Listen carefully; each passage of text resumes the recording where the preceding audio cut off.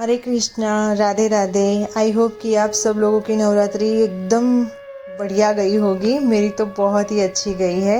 इस वीडियो में हमारे कान्हा जी ने नवरात्रि पर किस तरह से श्रृंगार करवाया था वो देखते हैं। मैंने उनके पुराने वस्त्र है जो पहले धारण किए हुए थे वो निकाल दिए हैं और इनको एक अच्छे से कॉटन के सूती कपड़े से इनके विग्रह है उनको मैंने साफ़ कर लिया है। और अब इनको हम ये इनका ऊपर का अंग वस्त्र है वो पहनाएंगे। इसके बाद हम ये वाली धोती पहनाएंगे। जनरली हम गुजरातियों में जो गरबा खेलते हैं बॉयज़ लोग वो इस स्टाइल की धोती पहनते हैं, तो मैंने भी ये छोटी वाली धोती इनके लिए बनाई है। बहुत ही प्यारी बनी है धोती और बहुत ही अच्छे लग रहे हैं हमारे प्रभु जी इसको धारण करके। तो कुछ इस तरह से हम इसको स्टाइल कर देंगे। इसके दो होते हैं जो बांधने के लिए, आगे का और पीछे का। इसको हम अच्छे से टाई कर देंगे और जो नीचे का पार्ट है उसको यहाँ पर हम अच्छे से इनको पिन अप कर देंगे। और पिन लगाते समय हमको ध्यान रखना है कि हमारे कान्हा जी को एक भी पिन ना चुभे। तो कुछ इस तरह से बहुत ही अच्छी धोती कान्हा जी ने पहन वाली है। और ये है उनकी सुंदर सी कमर कांचली और नीचे पॉम पॉम के लटकन वाली लेस है, बहुत ही प्यारी लग रही है। और इसका आप घेरा देख सकते हो, बहुत ही प्यारा घेरा बनवाया है प्रभु जी ने। कुछ इस तरह से मैं इसको ना जब मंदिर में रखूँगी तब सेट कर दूँगी। और अब इनको विग धारण करने से पहले इनका जो ज्वेलरी है वो पहनाएंगे।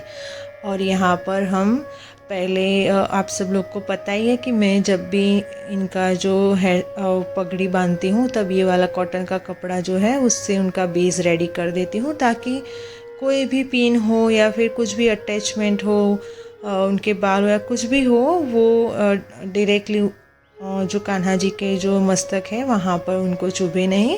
और जब भी हम पगड़ी बांधेंगे तो एक बात का हमको ध्यान रखना है कि पिन को हमने सीधा नहीं अंदर करना है, थोड़ा टेढ़ा कर देना है। अब ये जो हेयर विग है वो मैं लाई थी इस स्टाइल की, और इसको मैंने ना पूरा तोड़ छोड़कर इसको इस तरह से बना दिया और इसकी छोटी छोटी लटें मैंने अंदर से काट ली थी। तो इसको ना मैं यहाँ पर एक ब्लैक कलर के धागे से ये वाली 2-3 जो लटकन होती है उसको मैं यहाँ पर ले लूँगी और इसको मैं इस तरह से टाई कर दूँगी। और अब मैं यहाँ पर पगड़ी के ऊपर भी और एक ब्लैक कलर का कपड़ा ले लूँगी और बेस का जो कपड़ा है वो दिखाई ना दे, उस तरह से मैं यहाँ पर इस कपड़े को ना लपेट दूँगी, ताकि जब हम उनका हेयर स्टाइल बनाए आगे आप देखोगे कि उसका उनको हम जो हेयर के जो छोटे छोटे जो हमने बनाए हैं विग वो वहाँ पर मुझे लगाने हैं, तो वो दिखाई ना दे, क्योंकि ये रेड वाला और ग्रीन वाला कपड़ा ना फिर दिख जाता है। इसलिए मैंने पहले यहाँ पर ब्लैक कलर का कपड़ा लगा दिया है। अब हम जो उनको जो ये वाले हेयर है कर्ल्स वो लगा देंगे। बहुत सारे प्रभु और माता जी हमारे कान्हा जी की जो सेवा करते हैं वहाँ पर उनको विग अगर ना मिले तो आप इस तरह से विग लेकर जो जैसे मैं बता रही हूँ आप वैसे भी उनको स्टाइल कर सकते हो। बहुत ही प्यारे लगेंगे हमारे प्रभु जी। हालांकि आपने उनके जो शॉर्ट्स वीडियोज़ है वगैरह में उनको देखा ही है, बहुत ही प्यारे लग रहे थे। बहुत ही अच्छा श्रृंगार करवाया था नवरात्रि में हमारे प्रभु जी ने। तो बिना विग के भी आप इस तरह से कुछ न कुछ जुगाड़ करके बना सकते हो। हालांकि मेरे पास है विग उनका, आपने देखा ही होगा, लेकिन फिर भी मैंने सोचा कि इस बार ना इनका श्रृंगार कुछ इस तरह से शॉर्ट हेयर स्टाइल के रूप में इनको किया जाए। अब इसको भी मैंने इसी तरह से धागे से बांध दिया है और यहाँ पर मैं इसको लगा दूंगी। जैसे हमने लेफ़्ट वाले पार्ट में लगाया सेम उसी तरह राइट पार्ट में उसका जो विग है वो सेट कर देंगे। और यहाँ पर आप देख सकते हैं कि मैंने 2 कपड़े बेस के लिए बनाए हैं, ताकि वो बेस जो है वो मोटा रहे। और बेस मोटा होने की वजह से कोई भी पिन हमारे कान्हा जी के सर पर चुभने वाली नहीं है, क्योंकि हम तो एक बात है कि हम ना पिन थोड़ी टेढ़ी लगा रहे हैं, और दूसरा कि बेस का जो कपड़ा है वो एकदम मोटा वाला है। तो यहाँ पर आप देख सकते हो कि कान्हा जी को मानो आपने विग धारण करवाई हो, उस तरह से उनका लुक क्रिएट हो गया। और अब ये चौकर हार हमने यहाँ पर लगा दिया और ये है अंगूठी। आप देख सकते हो मोटी बड़ी वाली जो अंगूठी आती है वो मैं यहाँ पर सेट कर दूँगी, क्योंकि ऑक्सीडाइज की ज्वेलरी हम बड़ों के लिए तो मिल जाती है लेकिन इतने छोटे विग्रह के लिए नहीं मिल पाती। तो हम इस तरह से कान्हा जी का श्रृंगार कर सकते हैं कि मानो ये ज्वेलरी उनके लिए ही बनी हो। हालांकि ये सारी ज्वेलरी मैं उनके लिए ही लाई हूँ, इसका मैं कोई यूज़ करने वाली नहीं हूँ। और ये है, अब हमारी जो बड़ी वाली इयरिंग्स आती है ना, उसके जो नीचे के लटकन आते हैं वो मैंने निकाल दिए हैं और इनको एज ए इयरिंग इनको मैंने पहना दिया है। और ये जो नेकलेस है उसका ये वाला जो है इयरिंग वो है, यहाँ पर मैं इनको धारण करवा दूंगी, लेकिन बाद में मैं इसको हटा दूंगी क्योंकि मुझे ना उनके कर्ल्स वाले हेयर कुछ ज़्यादा ही पसंद थे और वो विजिबल थोड़ा कम हो रहे थे, तो फिर मैंने वो वाले निकाल दिए थे। और यहाँ पर हम इनको ना जो छोटी छोटी आप देख सकते हो इयरिंग्स छोटी छोटी वाली आती है वो मैंने लगा दी है, और जो बड़ी वाली इयरिंग थी उसको मैंने उनके कमरबंद में लगा दिया।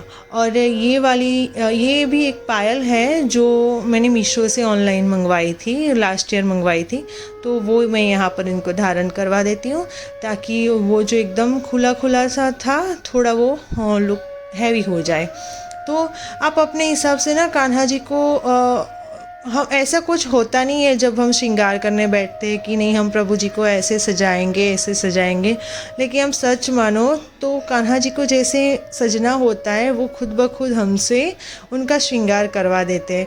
तो पहले से ऐसा कोई फिक्स नहीं होता कि नहीं हम ये करेंगे ये पहनाएंगे, हो ही जाता है बस। मेरा तो जब से श्रृंगार करती हूँ तब से यही एक्सपीरियंस रहा है कि मैं ना सब कुछ इकट्ठा लेके एक साथ बैठ जाती हूँ और देखने लगती हूँ कि क्या पहनाऊँगी, और जो भी उनको धारण करना होता है बस अब हमारे मन को भाता है वैसे श्रृंगार हम कर देते हैं। और ये है लास्ट ईयर में लाई थी छोटी छोटी वाली इयरिंग्स, तो उसको मैंने एज अ नज़र बट्टू लगा दिया।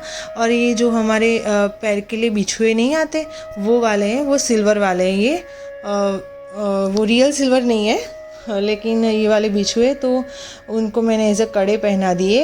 और ये भी बिछुए थे लेकिन उनकी जो नीचे की डंडल थी वो मैंने निकाल दी और इनको मैंने एज अ फिंगर रिंग धारण करवा दी। अब ये छोटी वाली लेस को लेकर मैं यहाँ पर हाथों में पहना रही हूँ क्योंकि ना वहाँ पर बहुत ही खाली खाली सा लग रहा था। और इनके पैरों में भी मैंने पायल जो है वो सिल्वर की पहना रखी है, तो मैंने उनको नहीं पहनाया।